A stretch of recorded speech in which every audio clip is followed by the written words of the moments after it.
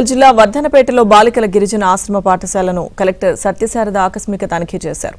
Hostel వసతులపై విద్యార్థులను అడిగి తెలుసుకున్నారు. బియ్యం కూరగాయల్లో పురుగులు ఉండడంపై కలెక్టర్ సత్యశారద ఆగ్రహం వ్యక్తం చేశారు. విధిలో నిర్లక్ష్యం వహించిన హాస్టల్ వార్డెన్ యాకూబ్పై చర్యలకు ఆదేశించారు కలెక్టర్.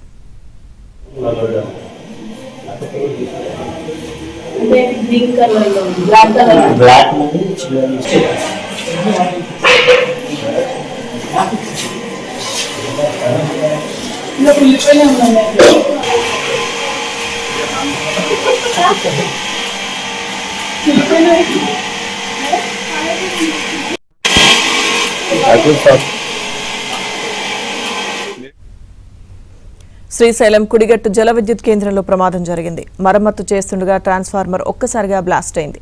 ఈ ప్రమాదంలో కార్మికుడి తలకు తీవ్ర గాయాలు కావడంతో తోటి సిబ్బంది ఆసుపత్రికి తరలించారు. 4 యూనిట్ కి సంబంధించిన R4 ట్రాన్స్ఫార్మర్ నుంచి భారీ శబ్దం రావడంతో ఈ ప్రమాదం జరిగింది.